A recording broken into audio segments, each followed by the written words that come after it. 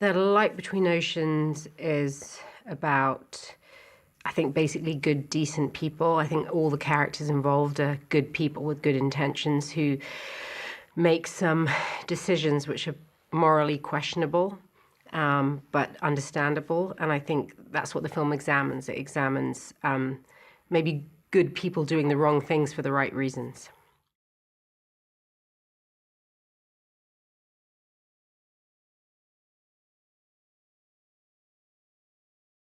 I read the script first and then I read the novel afterwards, and I think it's one of the most faithful adaptations I've come across in my lifetime. I think it's very, very true to the book, and a lot of the dialogue is straight from the book.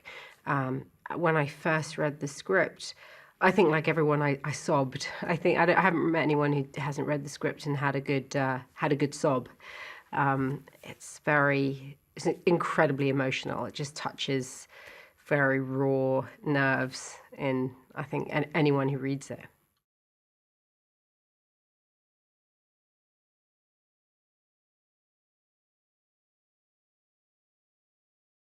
I think what's really compelling about the story, what's unique about it, is the way that it describes small town life in rural Australia beginning in 1918, and it really captures, I think, with incredible immediacy what life would have been like then. It doesn't feel at arm's length. I feel like you feel you're right there and then, which is an amazing thing for a period novel to do, I think. And I think I really like all the characters because none of them are, they're all flawed. And that's what interests me in stories, is when characters are not perfect people. They're regular people like all of us. So they do things right and they do things wrong. And that makes me able to identify with them. I mean, in this instance, in this story, they're very extreme circumstances that happen. But I think they're very relatable characters.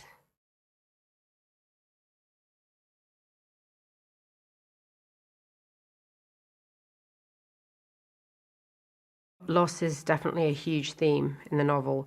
From my character's point of view, Hannah's point of view, she has a husband and a newborn baby, and she loses both of them. So she loses a child and a spouse. So when we meet her in the film, is grieving for, I don't know, I can't imagine a greater loss than that, to lose your child and your husband. And also she doesn't get to bury them. They are literally lost at sea. So I think part of a grieving process is to have closure with a funeral and a burial, and she doesn't have that. So she's sort of in this state of limbo. So Hannah's going through huge loss.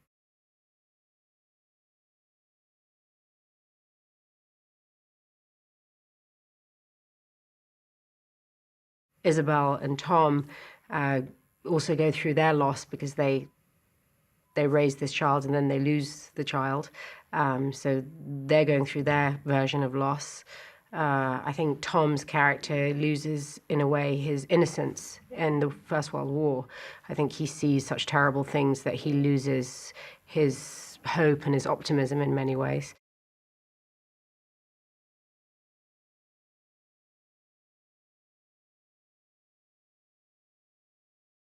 The main love story is obviously Tom and Isabel, and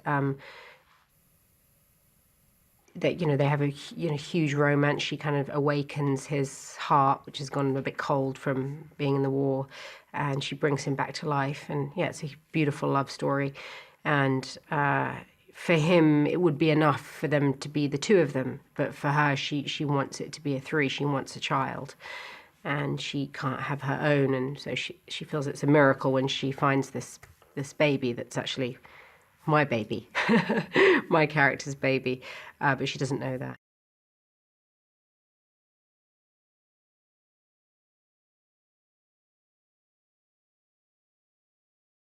What Derek brings to the table is something very unique.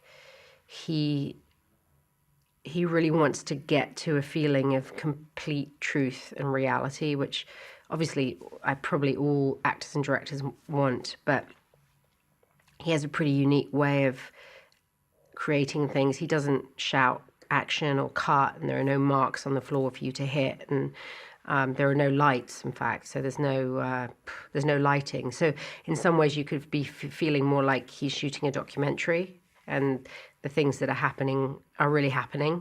He tries to kind of create that feeling, but he really directs.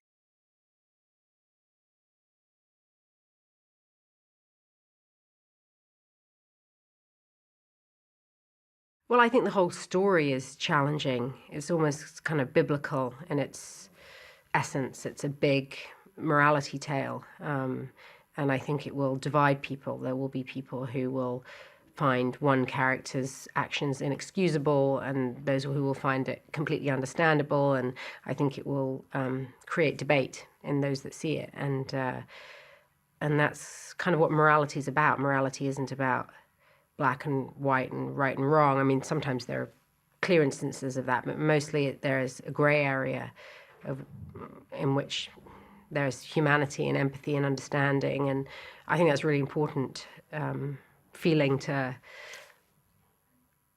look at.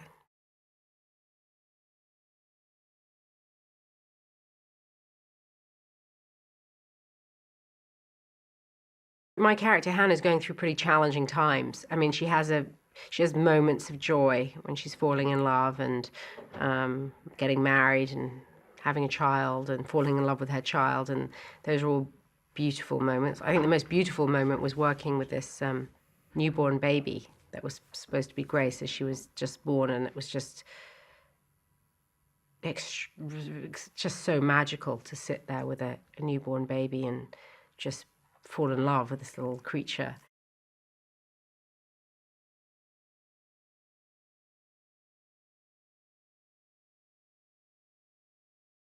After I lose my husband and my baby, I mean, everything's pretty challenging. She's having a pretty challenging time. So she doesn't have pretty much every scene was emotionally, psychologically